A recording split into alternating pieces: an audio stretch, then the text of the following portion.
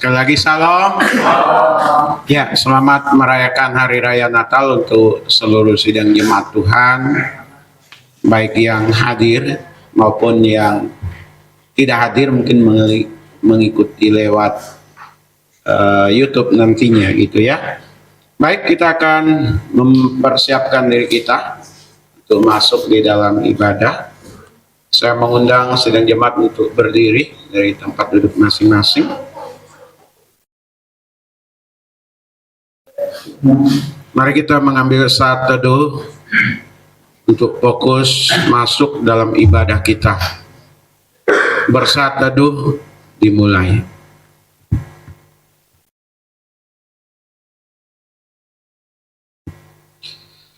Adapun sesungguhnya pertolongan kita ialah datang dari Allah Bapa pencipta kali langit dan bumi, Allah yang setia, yang tidak pernah meninggalkan perbuatan tangannya. Turunlah atas kita sekalian damai sejahtera dari Tuhan Yesus Kristus di dalam persekutuan kita dengan Roh Kudus. Amin. Silakan duduk, mimbar saya serahkan kepada Pak Randy. Ibu-ibu yang kekasih dalam Tuhan kita Yesus Kristus, selamat Natal menjelang tahun baru. Semoga tahun yang kita rayakan ini, Natal yang kita rayakan ini menjadi bagi kami menjadi ada sukacita, damai sejahtera, dan berbahagia bagi semua jemaat-jemaat GKRI Epifania, karena kita semua bersaudara dalam Tuhan. Amin. Mari kita angkat satu pujian, bagaikan Raja Wali.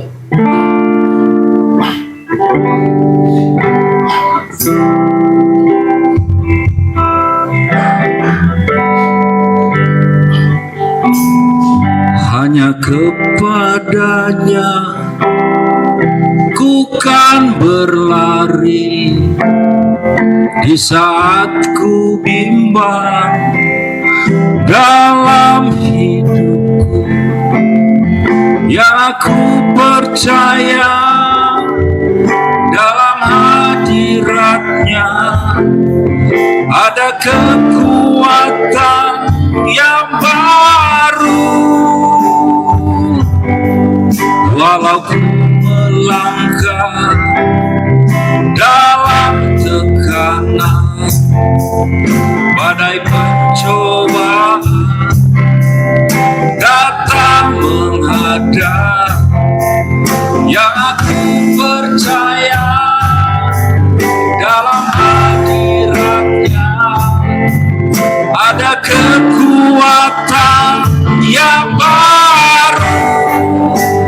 Ku kan terbang tinggi bagai Raja Wali di atas segala persoalan hidup, dan aku percaya saat ku bersama Dia, tiada yang mustahil bagi Dia.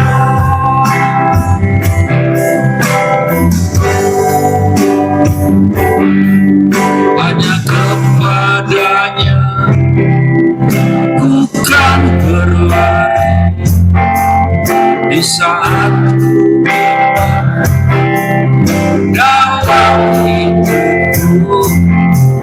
Yang aku percaya dalam hadiratnya ada kekuatan yang baru. Walaupun langkah dalam tekanan badai pencobaan datang menghadap, yang aku percaya dalam hadiratnya ada kekuatan yang baru. Ku kan terbang tinggi bagai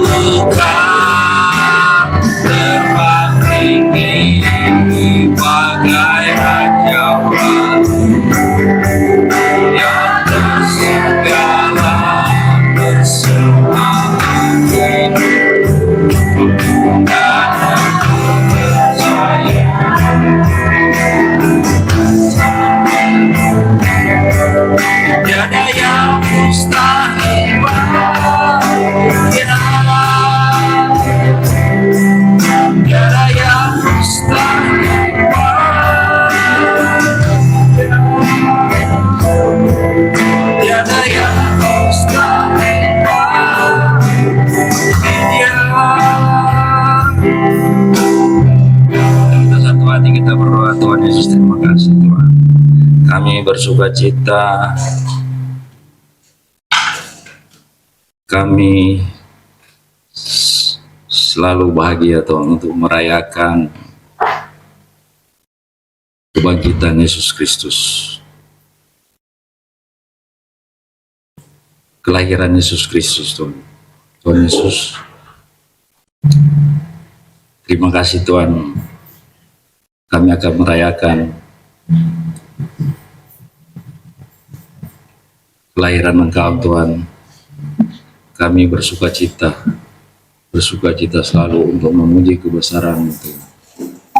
Tuhan Yesus, kami mendoakan saudara-saudara kami Tuhan, yang lemah tubuh, yang sakit, supaya Tuhan Yesus memberikan kekuatan kepada mereka. Tuhan Yesus, begitu juga kepada hamba Tuhan kami Tuhan, dan keluarganya Tuhan, supaya Tuhan Yesus memberikan kekuatan kepada mereka Tuhan. Begitu juga kami semua Tuhan, yang jemaat-jemaat GKRI ini Tuhan, selalu Tuhan berikan kekuatan, kesehatan kepada kami Tuhan. Terima kasih Tuhan, terpuji-puji nama-Mu. Haleluya, amin. Dia mati untuk Dia bangkit bagi kita semua. Dia itu Tuhan kami, Dia itu Sang Penebus Juru Selamat dunia. Yaitu firman Allah yang jadi sama dengan manusia. Dia itu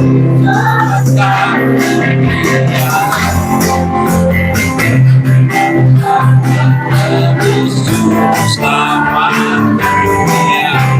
Dia lahir untuk kami. Dia lahir untuk kami. Dia mati bagi kami. Dia bangkit bagi kami semua. Dia itu Tuhan kami. Sampai di atas segalanya. Yaitu firman Allah yang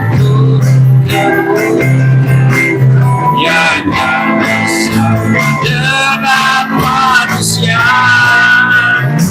Oh, Dia itu kami, Dia itu Bapa, Dia Raja di atas segala raja. Penebus Juru Selamat dunia. Sang Penebus Juru Selamat dunia.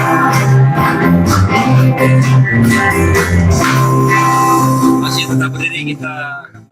Aku percaya kepada Allah, Bapa yang Maha Kuasa, Khalik langit dan bumi, dan kepada Yesus Kristus anaknya tunggal Tuhan kita, yang dikandung daripada Roh Kudus, lahir dari anak dari Maria, yang menderita sengsara bawah pemerintahan Pontius Pilatus, disalibkan, mati dan kuburkan, turun ke dalam kerajaan maut, pada hari ketiga bangkit pula dari antara orang mati, naik ke surga, di sebelah kanan Allah Bapa yang Maha Kuasa, dan dari sana Ia akan datang untuk menghakimi orang yang hidup dan orang yang mati.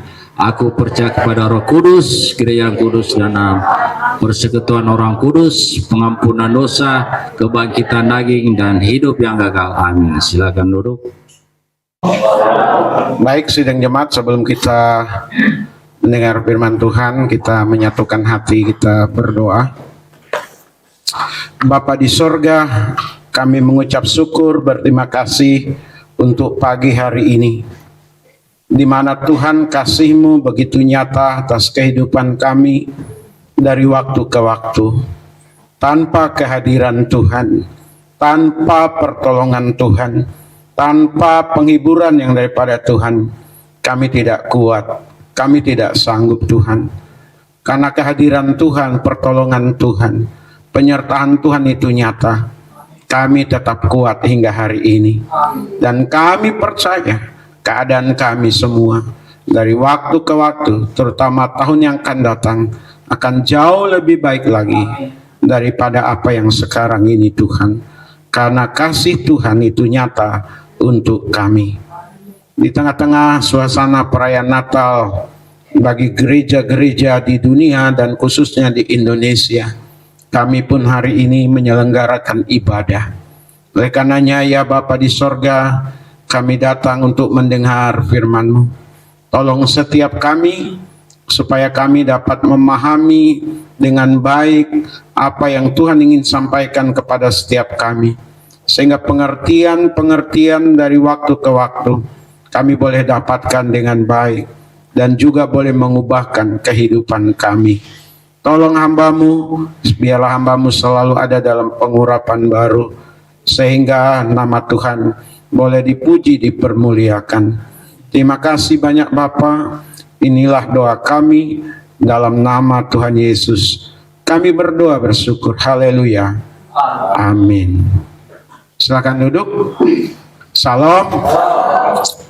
Ya, habis ini boleh satu lagu Natal nanti Pak Randy. Ada lagu Natal ya? Nanti satu lagu pujian Natal dari Pulau ya, dari atau Gitar Sorga. Ya, nanti dipilih aja salah satu. Ya.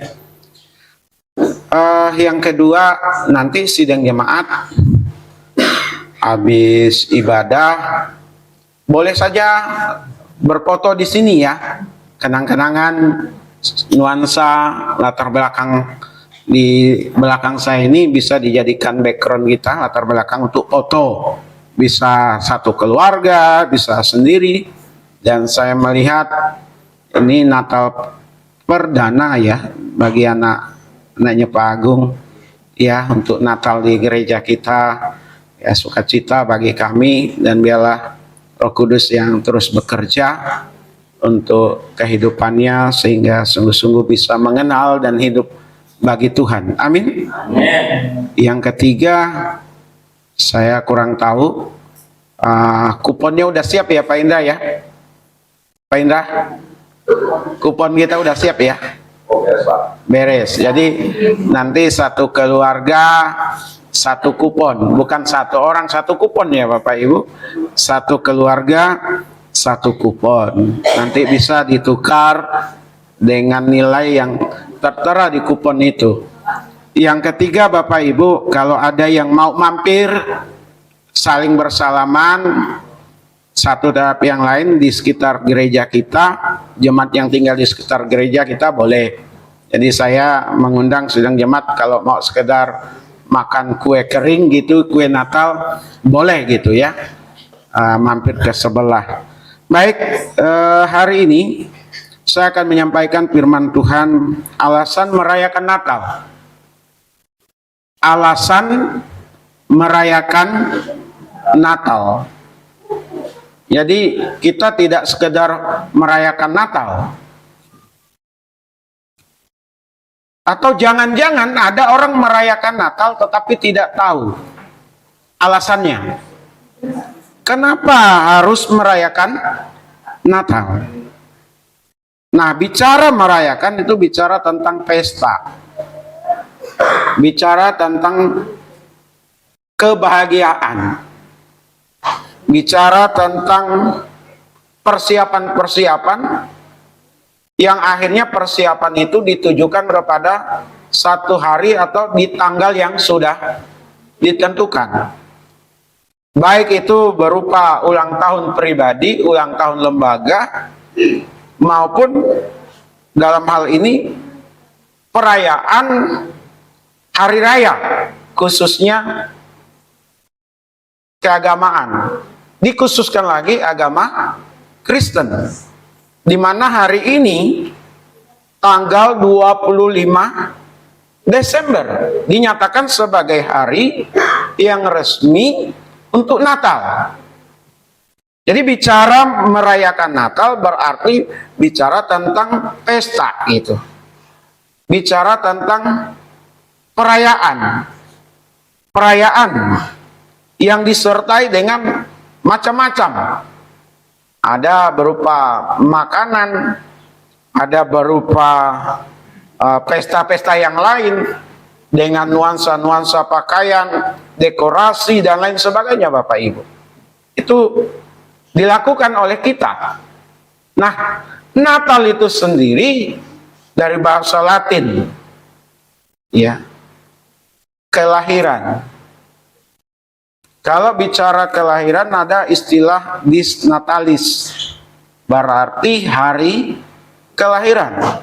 Dan kita di Natal ini, alasan kita merayakan Natal dalam konteks Yesus yang lahir, yang datang dalam rupa manusia, yang memang benar-benar dilahirkan, dikandung dan dilahirkan oleh seorang perawan yang bernama Maria. Seolah-olah Bapak Ibu, orang Kristen itu menjadikan manusia sebagai Tuhan. Dan wajar-wajar saja. Orang punya kesimpulan karena ketidakmengertian, karena ketidaktahuan. Ya. Tapi bagi kita, Yesus yang lahir itu adalah Tuhan itu sendiri. Karena kalau Tuhan menjadi manusia, sangat-sangat dimungkinkan. Karena dia berkuasa, maha kuasa. Tetapi kalau manusia menjadi Tuhan, tidak akan mungkin. Kenapa? Karena manusia terbatas.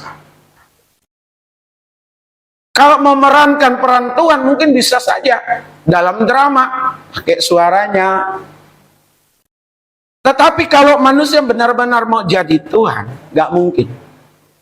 Karena manusia diciptakan. Tapi kalau Tuhan menjadi manusia, sangat dimungkinkan. Karena dia Tuhan yang menjadikan manusia. Mau jadi manusia pun dia bisa. Dan terbukti dengan hadirnya Yesus Kristus.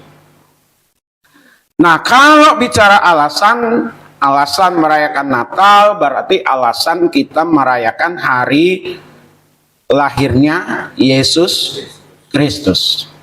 Yang sekarang ini mau diubah menjadi hari mualaf sedunia. Ya, itu profesor malah. Ada Profesor Refli Harun, ada Profesor Egy Sujana, dan masih berapa orang tokoh yang boleh ditokohkan lah, karena mereka sering kali muncul dan mengeluarkan banyak statement yang bersifat umum nasional. Ya, boleh-boleh saja mereka membuat pernyataan dan meresmikan tanggal 25 Desember sebagai hari mualaf sedunia. Tapi bagi kita nggak akan pernah terpengaruh, Bapak Ibu, ya. Biarlah orang intoleransi, dengan intoleransinya mereka juga nanti sekali waktu akan sadar dengan pernyataan-pernyataannya. Ya, nggak seharusnya dibuat tanggal 25 sebagai hari mualaf sedunia kalau itu bukan untuk memperkeruh suasana. Keharmonisan yang sudah terbangun dengan baik terus diutak-atik supaya ada permusuhan antar umat beragama di Indonesia. Tapi bagi kita tidak boleh terpancing. Amin. Kita tetap mengasihi, kita tetap melakukan ajaran Kristus. Silakan saja mereka buat tanggal 25 sebagai hari mualaf sedunia. Kita buat perayaan Natal. Mana yang lebih meriah, mana yang lebih semarak nantinya gitu ya. Yang jelas kita tidak akan pernah terpengaruh. Nah, bicara tentang alasan Bapak Ibu, alasan merayakan Natal. Yang pertama, kalau kita perhatikan di Yesaya pasal 7 ayat 14 itu. Boleh ditampilkan? Yesaya 7 ayat 14 nanti dilanjutkan di dalam Matius 1 ayat 23 sampai 24. Oke, kita baca sama-sama. Sudah ada di layar. 1, 2, iya. Sebab itu Tuhan sendirilah yang akan memberikan kepadamu suatu pertanda. Sesungguhnya seorang perempuan muda mengandung dan akan melahirkan seorang anak laki-laki, dan ia akan menamakan dia Immanuel. Saya ulang, jangan dulu dialihkan. Sebab itu Tuhan sendirilah yang akan memberikan kepadamu suatu pertanda. Sesungguhnya seorang perempuan muda mengandung dan melahirkan seorang anak laki-laki. Seorang perempuan muda, seorang gadis, seorang perawan akan mengandung dan akan melahirkan seorang anak laki-laki. Jadi ini sudah dibicarakan jauh-jauh hari. Sudah dinubuatkan. Dinubuatkan itu artinya diramalkan, bahasa sederhananya ya. Dirancang, disusun. Kalau diramalkan tuh agak-agak larinya ke hal yang kurang baik gitu ya. Tapi ini dirancang, disusun jauh-jauh hari bahwa akan ada seorang perempuan muda, seorang yang masih perawan, akan mengandung dan melahirkan seorang anak laki-laki yang diberi nama Immanuel, Allah beserta dengan kita. Kemudian itu tergenapi di dalam Matius 1 ayat 23 sampai 24. Coba ditayangkan.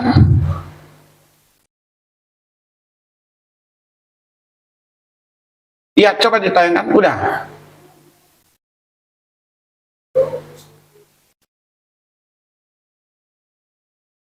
Ini Matius ya? Ya, maklum mata saya udah mulai kurang awas ini ya. 1, 2, iya. Sesungguhnya anak darah itu akan mengandung dan melahirkan seorang anak laki-laki, dan mereka akan menamakan dia Immanuel, yang berarti Allah menyertai kita. Ayat 24. Sesudah bangun dari tidurnya, Yusuf berbuat seperti yang diperintahkan malaikat Tuhan itu kepadanya. Ia mengambil Maria sebagai istrinya. Awalnya Yusuf ragu-ragu. Saya sudah sampaikan minggu lalu. Bukan lagi ragu-ragu, tapi dia pusing. Ya, pacarnya yang akhirnya menjadi tunangannya tiba-tiba hamil. Padahal Yusuf belum sedikit pun menyentuh Maria tunangannya itu. Jadi dia berharap Maria akan dia tinggalkan. Berharap Maria mengerti kalau dia meninggalkannya. Yusuf tidak mau menjadikan Maria sebagai istrinya, karena dianggap Maria ini perempuan yang tidak baik-baik. Jauh juga sebelumnya Maria didatangin oleh malaikat bahwa Maria akan mengandung. Maria ragu, bagaimana dia bisa mengandung sementara dia belum bersuami. Kedua-duanya punya keraguan, kedua-duanya punya pergumulan, kedua-duanya memprihatinkan dalam batinnya, penuh dengan kegalauan. Tetapi seiring dengan waktu, karena ini karya Tuhan, pemenuhan yang daripada apa yang Tuhan nubuatkan, yang Tuhan rancang jauh-jauh melalui Nabi Yesaya, dinyatakan bahwa seorang perempuan muda akan mengandung dan seorang perempuan muda akan mengandung dan mengandung seorang anak laki-laki, tergenapi di dalam diri Maria dan Yusuf sebagai suami dari Maria. Yang tadinya dia ragu, yang tadinya dia mau tinggalkan itu Maria, berubah. Dia lebih taat kepada Tuhan daripada taat kepada keinginannya. Dia lebih patuh kepada Tuhan daripada dia menuruti apa maunya. Demikian juga dengan Maria. Maria katakan, jadilah menurut kehendakmu. Inilah orang-orang yang dipakai Tuhan, selalu atau senantiasa memberi diri untuk Tuhan. Amin. Jadi bicara alasan kenapa kita harus merayakan Natal, hari kelahiran Yesus, karena Yesus itu lahirnya dinubuatkan. Beda dengan Bapak Ibu, beda dengan saya, beda dengan siapapun di dunia ini. Sekalipun dia presiden, perdana menteri, seorang raja, tidak pernah dinubuatkan seperti apa yang terjadi pada diri Yesus Kristus, Bapak Ibu. Ya, sebelum ada alat apa itu untuk mendeteksi laki atau perempuan, USG ya, bukan SGM. Kalau SGM itu susu gitu ya, merek susu SGM. Ini apa tadi? USG. Ya, saya pengalaman bersama dengan istri waktu anak kami ada di dalam kandungan, kita pernah periksa juga pakai dokter untuk melihat suasana atau keadaan bayi di dalam kandungan itu. Tapi zaman dulu nggak ada USG. USG ini ada setelah adanya kemajuan di bidang kesehatan, Bapak Ibu. Laki-laki di dalam kitab Yesaya itu akan lahir seorang laki-laki, dan yang dikandung oleh Maria itu juga laki-laki. Jadi yang pertama, saya nggak usah lama-lama, alasan kenapa kita harus merayakan Natal, karena kelahiran Yesus itu sudah dinubuatkan dan tergenapi. Yang kedua, mengenai tempatnya. Tempat di mana Yesus akan dilahirkan. Di mana? Di Betlehem. Mika pasalnya yang kelima ayat 1 sampai 2. Bapak Ibu. Di dalam kitab Mika pasal 5 ayat 1 sampai 2, bandingkan dengan Matius 2 ayat 1. Kemudian Lukas 2 ayat 4. Coba boleh dilihat di kitab Mika pasal 5 ayat 1 sampai 2. Kita baca lagi sama-sama, 1, 2, iya. Tetapi engkau hai Bethlehem Efrata, hai yang terkecil di antara kaum-kaum Yehuda, daripadamu akan bangkit bagiku seorang yang akan memerintah Israel, yang permulaannya sudah sejak purbakala, sejak dahulu kala. Ya, lanjut. Sebab itu ia akan memberikan mereka sampai waktu perempuan yang akan melahirkan telah melahirkan. Lalu selebihnya dari saudara-saudaranya akan kembali kepada orang Israel. Coba dilihat di dalam Matius 2 ayat 1. Saya tidak bahas lebih jauh ini Bapak Ibu karena minggu lalu sudah saya sampaikan. Sesudah Yesus dilahirkan di Betlehem di tanah Yudea, pada zaman Raja Herodes, datanglah orang-orang Majus dari timur ke Yerusalem. Coba perhatikan Bapak Ibu, tempat di mana Yesus akan dilahirkan juga sudah dinubuatkan, dirancang, didesain oleh Allah sedemikian rupa bahwa yang namanya Yesus akan lahir di Betlehem. Sementara orang tua Yesus, Maria maupun Yusuf ayahnya secara kemanusiaan, mereka ada di daerah Yudea. Minggu lalu saya sampaikan jarak tempat mereka tinggal Nazaret ke Betlehem itu 130 sampai 150 kilometer, bukan kilogram ya. Ya. 130 sampai 150 kilometer, jaraknya jauh. Tetapi itulah Tuhan pakai pemerintah Romawi lewat sensus penduduk yang mengharuskan orang-orang untuk kembali ke daerahnya. Maria dan Yusuf ini kembali ke Betlehem pada saat mereka, dalam hal ini Maria sedang mengandung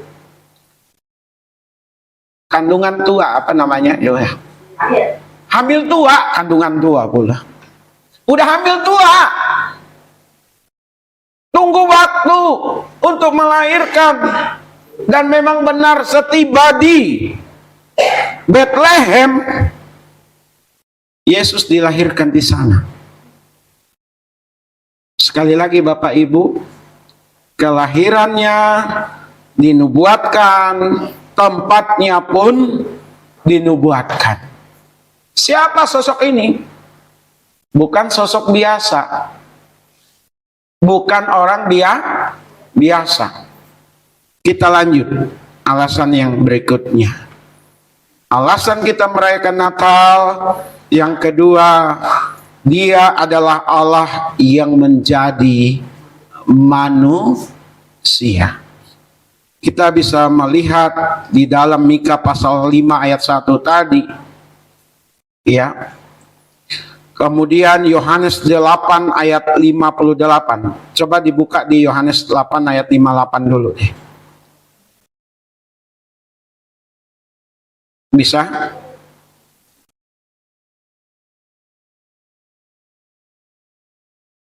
Yohanes, ya. Yohanes pasalnya yang ke-8 ayat 58. Kita baca sama-sama. Ini setelah Yesus dewasa ya, sebelum dia kita kan bicara pada saat kelahiran. Tapi bagian ini mau menunjukkan bahwa Dia adalah Allah yang memang menjadi manusia. Coba kita baca sama-sama.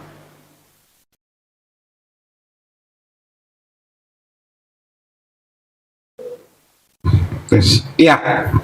1, 2, iya. Kata Yesus kepada mereka, Aku berkata kepadamu, sesungguhnya sebelum Abraham jadi, aku telah ada. Ini mau menunjukkan kepada kita bahwa Yesus itu ada di dalam kekekalan. Tidak seperti manusia yang dibatasi oleh waktu. Kalau dia bukan Allah, dia akan, bahasanya gimana ya? Kalau dia bukan Allah, tidak akan mungkin. Dia mengatakan sebelum Abraham jadi, sebelum Abraham ada, sebelum Abraham diciptakan, dia itu sudah ada. Sebelum Yesus lahir dalam rupa manusia, maksudnya dalam peristiwa Natal itu yang kita rayakan, Yesus sudah ada sebelum Abraham. Siapa itu Abraham? Abraham itu disebut sebagai bapak orang beriman. Dia berasal dari Ur Kasdim. Pada saat itu, Abraham ada bersama dengan keluarganya. Ada di tengah-tengah masyarakat kampung halamannya. Tiba-tiba Tuhan datang, Tuhan memerintahkan untuk Abraham pergi meninggalkan Ur Kasdim. Kemana? Nggak tahu. Yang penting Abraham pergi. Dia pergi bersama dengan istrinya. Dia bawa beberapa ternaknya. Lalu Lot ponakannya ikut. Sering dengan waktu Abraham melahirkan Ishak. Ya, ini silsilahnya. Ishak melahirkan Yakub. Yakub melahirkan 12 suku bangsa Israel. Yehuda sampai Benyamin. Dari 75 orang yang ada masa Yusuf kan anak dari Yakub, di mana Yusuf dijual oleh saudara-saudaranya dan akhirnya dibeli oleh Potifar, difitnah, dia masuk penjara. Dia menerjemahkan mimpi Firaun. Setelah menerjemahkan mimpi Firaun tentang 7 tahun masa kelimpahan, 7 tahun masa kekurangan, kelaparan, Yusuf diangkat menjadi raja. Sementara ayah dan saudara-saudaranya masih ada di wilayah lain. Sehingga oleh Firaun berkata kepada Yusuf, bolehlah panggil saudara-saudaramu, orang tuamu untuk tinggal. Maka mereka tinggal di Gosen itu, Bapak Ibu. Dari 75 orang menjadi beribu-ribu orang. Maka lahirlah Musa saat bangsa Israel ditekan sedemikian rupa, yang laki-laki dibunuh, yang perempuan dibiarkan hidup. Orang tua mereka dijadikan kuli. Dari sana, dari Mesir, dibawa ke tanah Kanaan lewat Musa. Musa tidak bisa masuk, lewat Yosua.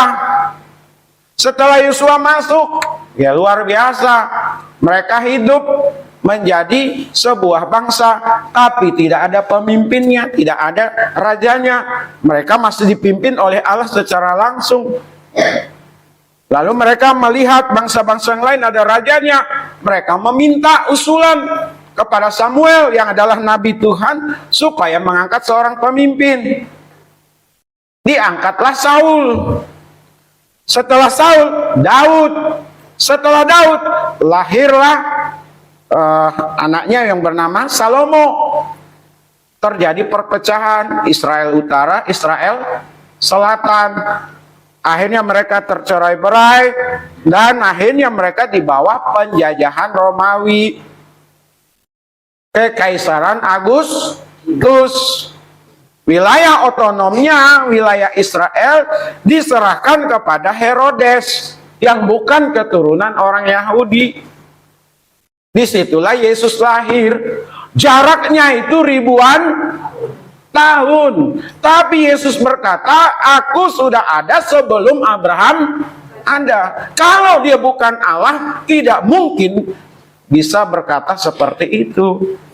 Tapi di dalam kitab Mika pasalnya yang kelima ayat 1 juga dikatakan, permulaannya sudah sejak purba kala, sejak dahulu kala.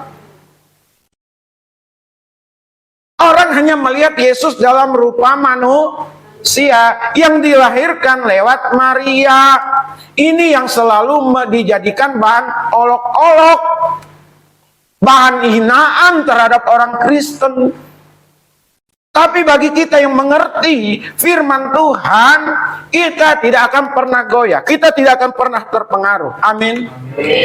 Memang Dia Allah yang datang menjadi manusia, lahir melalui seorang perempuan yang bernama Maria. Orang hanya melihat sisi manusianya, maka di sana terjadi keraguan, terjadi yang namanya polarisasi, terjadi bias, terjadi bahan untuk mengolok-olok, menistakan, merendahkan, menyudutkan. Gak apa-apa Bapak Ibu.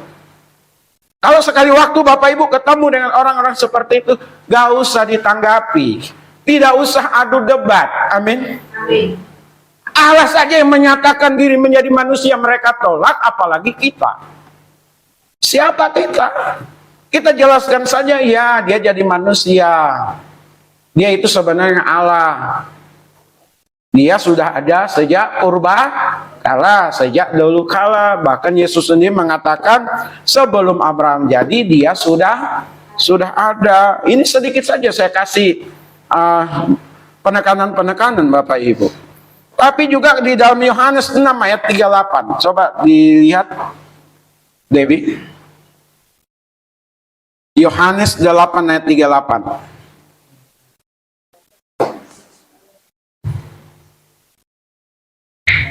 Coba perhatikan. Kita baca sama-sama saja. 1, 2, iya. Sebab aku telah turun dari sorga, bukan melakukan kehendakku, tetapi untuk melakukan kehendak Dia yang telah mengutus aku. Ini juga membingungkan Bapak Ibu untuk orang di luar Kristen. Siapa aku dan siapa yang mengutus aku? Kita mengenal dengan sebutan Allah Tritunggal. 1 di dalam 3, 3 di dalam 1. Ada Allah Bapa, Allah Anak, Allah Roh Kudus. Bicara tentang Allah Roh Kudus berarti kita bicara tentang Allah Bapa. Bicara Allah Bapa, kita bicara tentang Allah Anak. Ketiga-tiganya tidak bisa terpisahkan, sehakikat. Satu merancangkan, satu mengeksekusi. Kalau bahasa karya penyelamatan ini, satu itu meneguhkan, menguatkan. Allah merencanakan keselamatan setelah manusia jatuh ke dalam dosa. Yesus hadir dalam rupa manusia. Setelah Yesus mati dan bangkit naik ke surga, Roh Kudus bekerja untuk menguatkan, meneguhkan kita. Amin. Jadi di bagian ini, Dia yang turun dari sorga, Bapak Ibu. Siapa yang turun dari sorga? Yesus. Apa sekonyong-konyong turun dalam rupa Allah? Kalau dalam rupa Allah datang ke tengah manusia yang berdosa, Bapak Ibu, udah mati. Kita tidak bisa berhadapan dengan Tuhan, karena kita manusia yang sudah jatuh dalam dosa. Maka Musa pun yang awalnya dipanggil oleh Tuhan dan menjalankan kehendak Tuhan, dia tidak bisa melihat wajah Tuhan, wajah Allah. Jadi dia harus datang dalam rupa manusia supaya bisa dilihat, supaya manusia yang melihatnya tidak langsung mati koit gitu ya. Gak tahu bahasa Bataknya mati itu apa? Apa mati, Pak? Bu Ros tahu mati bahasa Bataknya apa? Mate. Kalau Jawa apa? Modar ya? Lain ya. Kalau mati itu apa bahasa? Mati. Kalau Sunda apa? Bahasa Sunda mati. Maut. Kalau bahasa Mandarinnya apa ini, Pak? Amin. Kalau mati apa, Pak? Bahasa keknya apa? Sien. Sihet. Ah, ini bahasa kek ya. Sihet itu ada di Kalimantan Barat, ada di Bangka, itu kebanyakan orang kek gitu. Bahasa Mandarinnya Sitiong. Setiong. Ya susah nih nyebutnya. Bahasa Manadonya apa, Pak Reni? Hah? Dead. Wih, dead ini bahasa Inggris. Tapi bahasa Manadonya apa? Mati juga gitu ya. Banyak istilah, ada yang lewat juga. Iya, ada yang lewat, ada yang berpulang gitu ya. Iya, betul. Ah? Kalau bahasa Dayak mati juga sama. Iya, mati. Iya. Jadi dia yang turun dari sorga, turun. Ya. Melalui Roh Kudus. Kita lanjut. Alasan kita merayakan Natal terkait dengan hari kelahiran Yesus. Yang ketiga, dia datang untuk mencari dan menyelamatkan manusia yang berdosa. Itu di dalam Matius 1 ayat 21, Lukas 19 ayatnya yang ke-10, sidang jemaat. Tadi dibaca, kita udah baca sama-sama di Lukas pasal 1 ayat 21. Yesus datang, Yesus lahir ke dalam dunia ini untuk menyelamatkan manusia yang berdosa. Kapan manusia itu jatuh dalam dosa? Sejak zaman Adam dan Hawa. Dosa asal, dosa turunan, dosa pribadi yang melekat kepada diri Bapak, Ibu, dan saya. Saya ulang, dosa asal. Asalnya dari mana? Dari Adam dan Hawa. Turunan dari Adam Hawa ke kakek kita. Kakek kita turunkan ke bapak ibu kita. Bapak ibu kita ke kita. Dosa turunan. Dosa pribadi atau dosa diri sendiri. Ya sehari-hari yang bapak ibu perbuat. Pikiran, perkataan, perbuatan, dan di mata Tuhan tidak ada satupun orang bisa menyelamatkan dirinya. Sudah berbagai cara orang lakukan untuk menyelamatkan diri. Bersemedi, berpuasa, beramal baik. Semuanya itu dianggap untuk menghapus dosa. Itu anggapan pandangan manusia.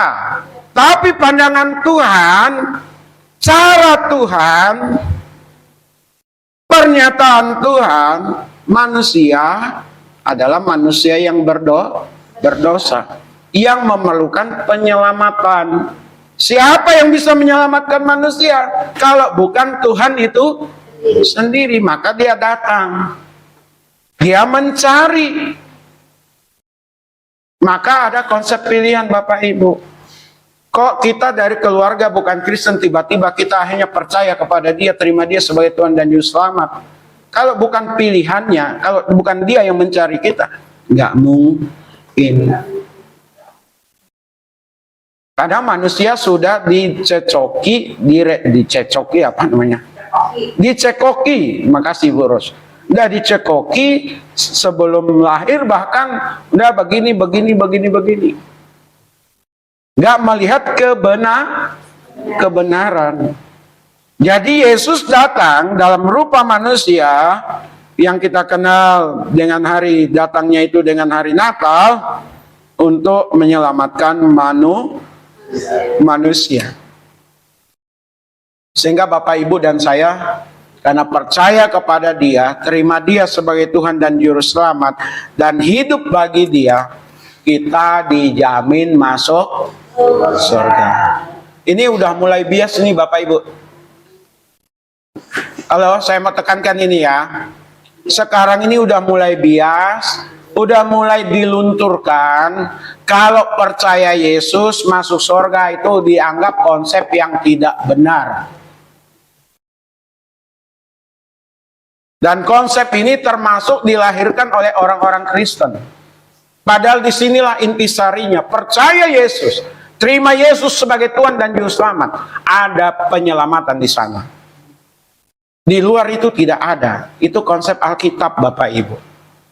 Kita tidak sedang membuat suasana menjadi gaduh dan riuh. Tidak. Tapi Alkitab.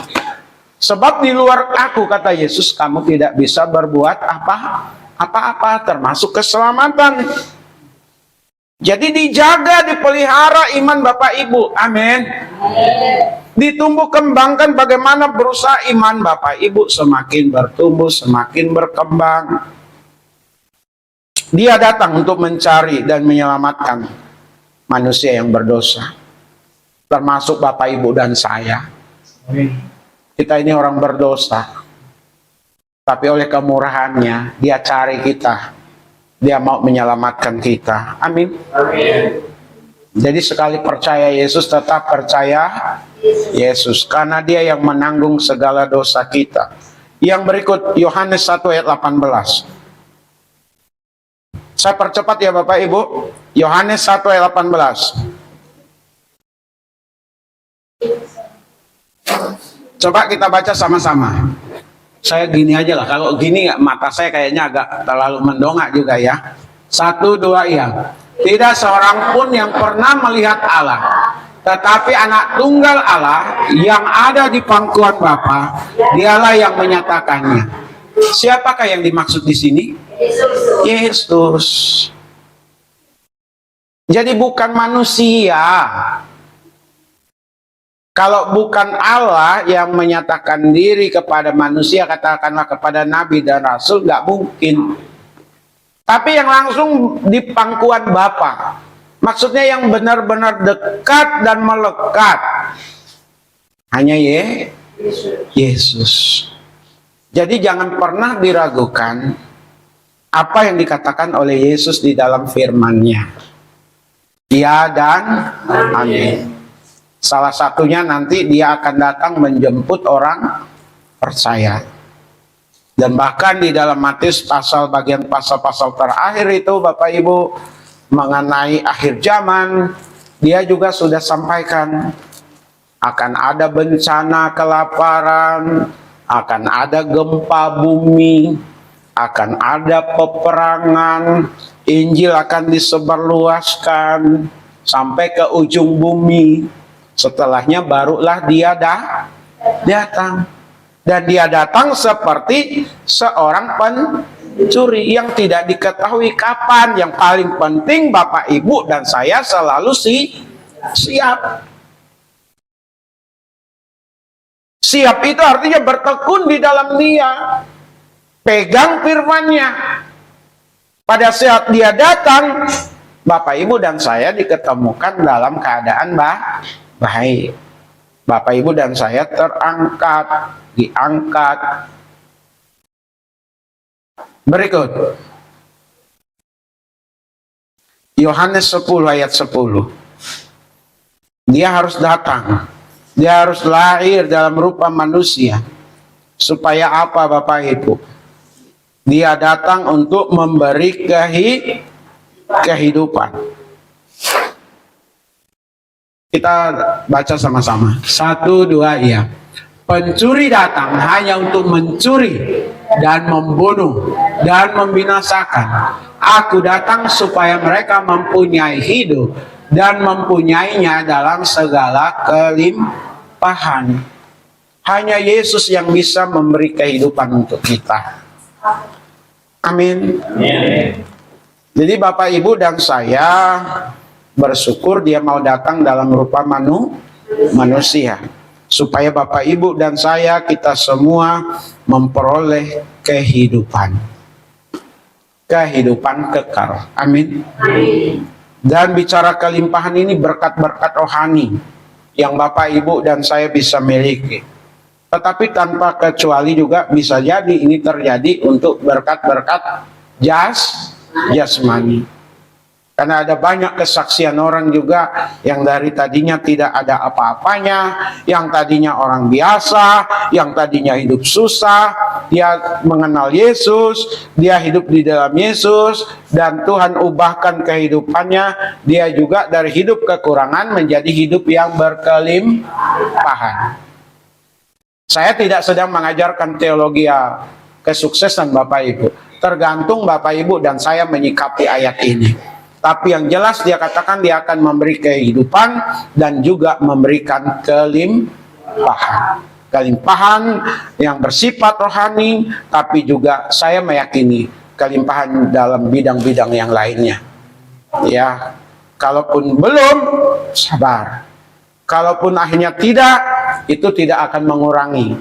Karena kita sudah mendapatkan kehidupan yang sejati, yang bersumber dari Dia. Amin.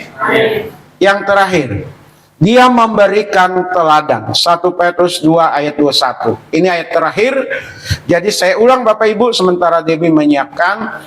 Alasan kita merayakan Natal karena kelahirannya sudah dinubuatkan, karena Dia adalah Allah yang menjadi manusia, kekal adanya sebelum Abraham ada Dia sudah ada. Dia adalah Allah yang senantiasa, Allah itu sendiri yang turun ke dalam dunia dalam rupa manusia. Tapi yang berikutnya Dia datang untuk mencari dan menyelamatkan. Dia datang untuk memberi kehidupan dan bahkan memberi kelimpahan. Dia datang untuk menyatakan Allah atau pribadi Allah kepada kita. Dan yang terakhir, Dia memberikan teladan. 1 Petrus ayatnya yang ke 21. 1 Petrus 2 ayat 21. Kita baca sama-sama. 1, 2. Iya. Sebab untuk itulah kamu dipanggil. Karena Kristus pun telah menderita untuk kamu dan telah meninggalkan teladan bagimu, supaya kamu mengikuti jejaknya. Menjadi teladan. Siapa yang harus Bapak Ibu dan saya ikuti? Yesus. Manusia itu terbatas. Bukan saya mau bela diri sebagai gembala sidang, sebagai pendeta. Saya juga meniru meneladani Yesus. Kita sama-sama meneladani Yesus. Dia datang supaya Bapak Ibu dan saya meneladani Dia. Ini tidak hanya bicara bagaimana proses penyalipan. Saya ulang ya Bapak Ibu. Ini tidak bicara proses penyalipan yang penuh dengan penderitaan, kesengsaraan. Saat Dia diolok-olok, Dia tidak membalas. Saat Dia memaki, tidak membalas. Saat ditangkap, Dia tidak membela diri.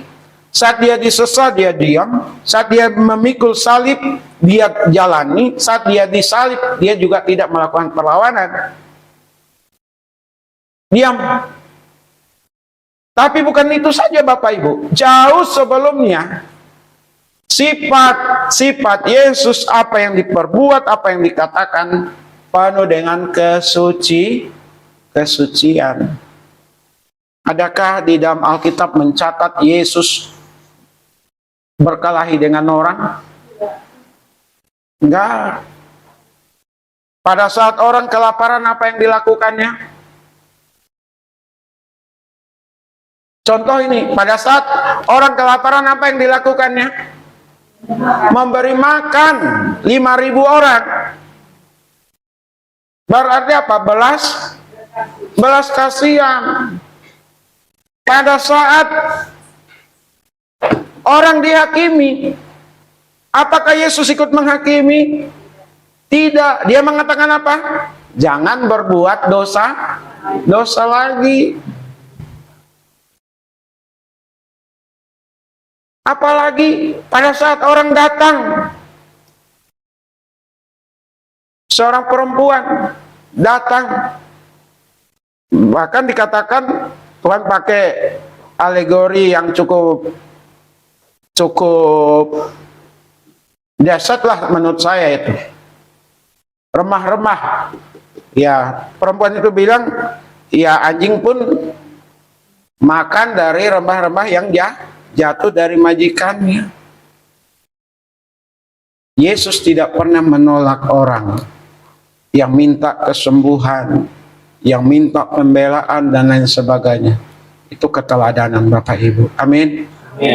Jadi Yesus datang ke dalam dunia supaya Bapak Ibu dan saya meneladaninya. Jadi jelas, sekalipun tidak banyak saya sampaikan bagian ini, alasan-alasannya kenapa Bapak Ibu dan saya merayakan Natal.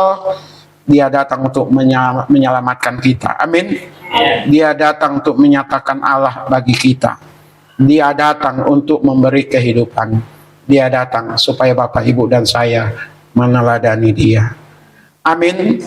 Tuhan Yesus memberkati kita semua.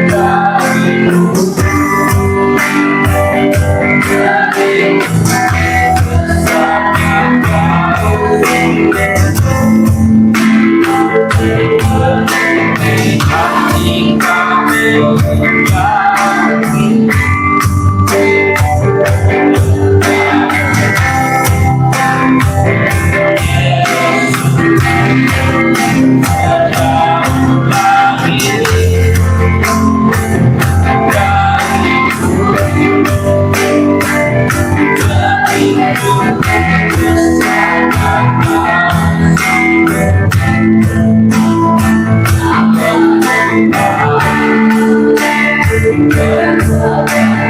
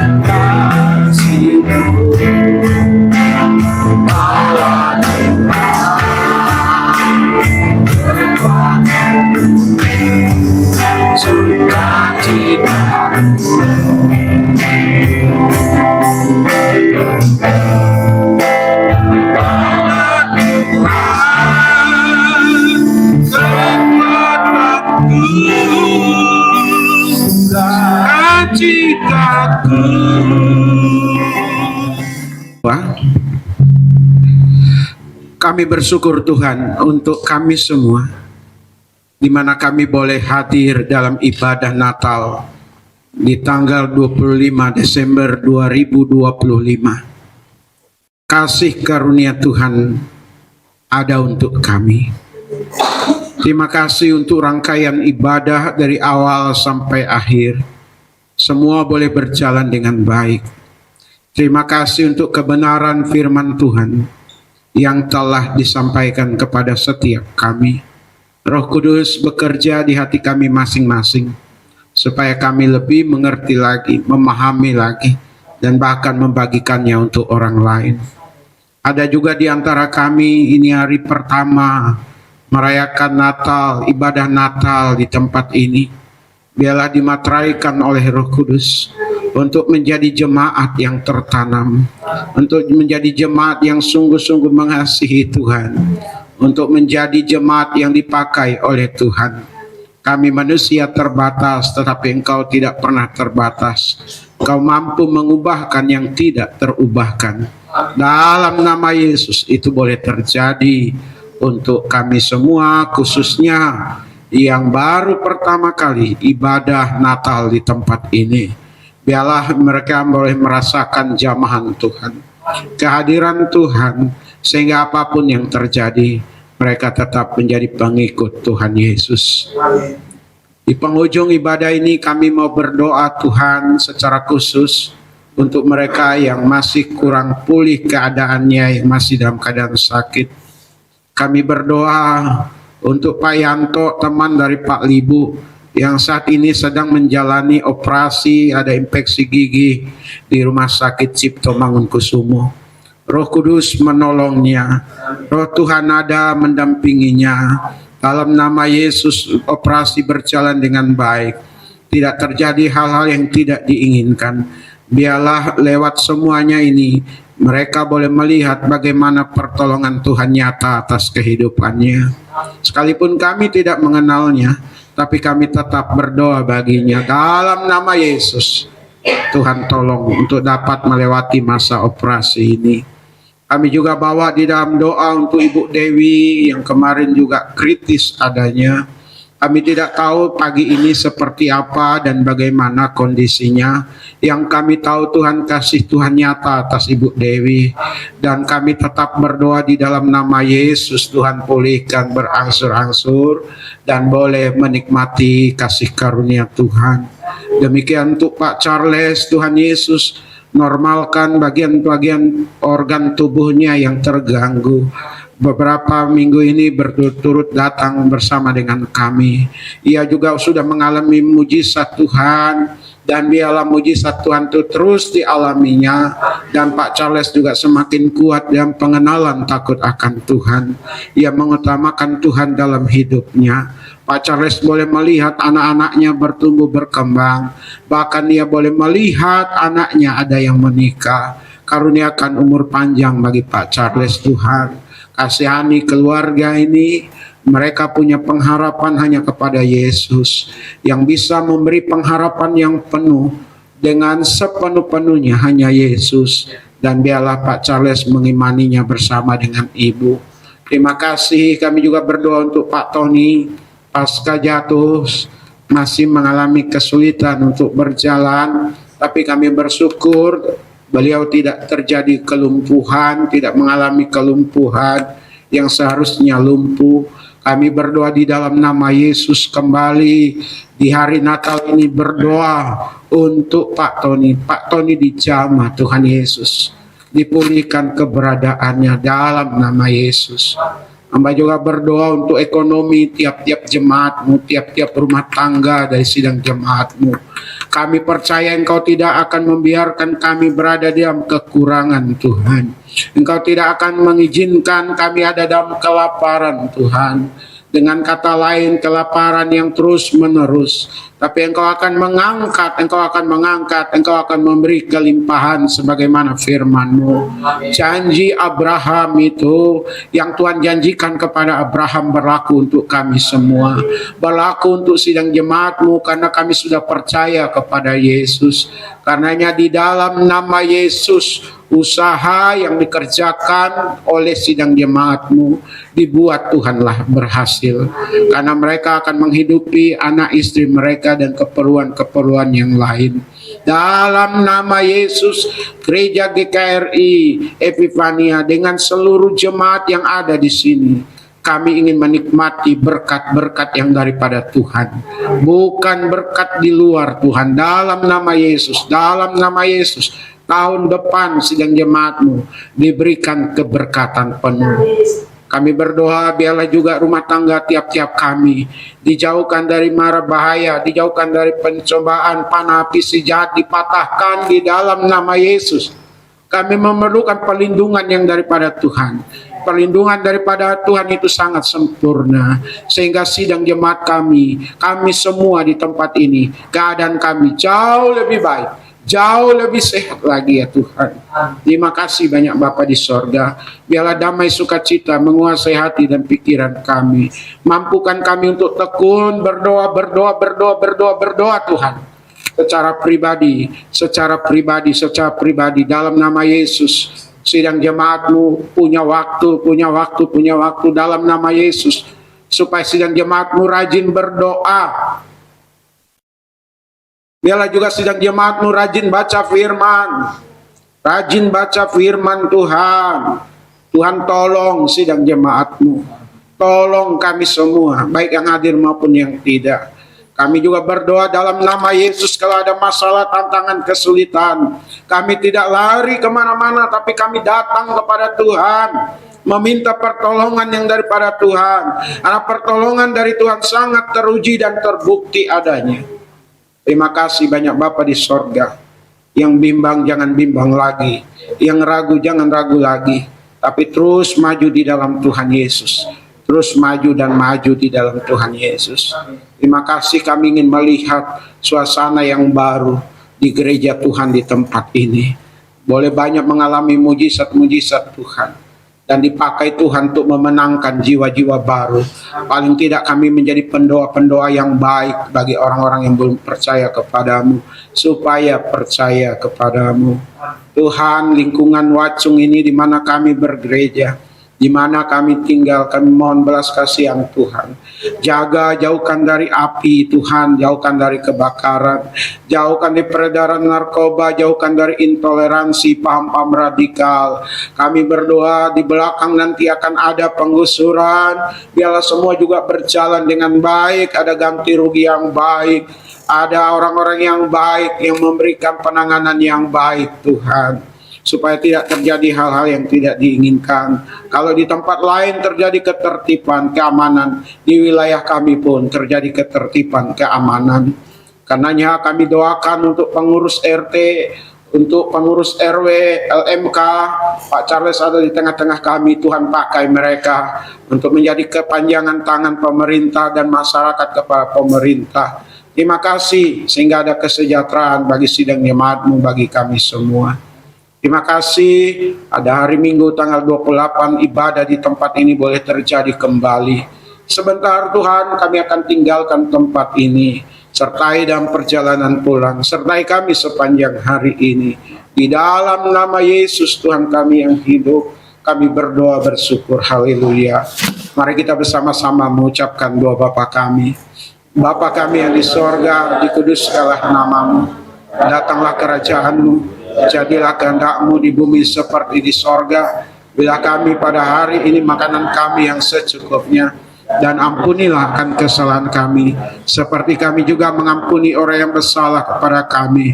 Dan janganlah membawa kami ke dalam pencobaan, tetapi lepaskanlah kami daripada yang jahat, karena Engkaulah yang punya kerajaan dan kuasa dan kemuliaan sampai selama-lamanya. Sidang jemaat milik Tuhan, kekasih-kekasih dari Tuhan Yesus, arahkanlah hati dan pikiran kita, dan terimalah berkat-Nya. Adapun kasih karunia dari Bapa kita di sorga, damai sukacita di dalam Tuhan Yesus, pimpinan penghiburan pengajaran dari Roh Kudus, menyertai setiap kita hari ini, besok, bahkan sampai selama-lamanya. Amin. Kami GKRI Pania mengucapkan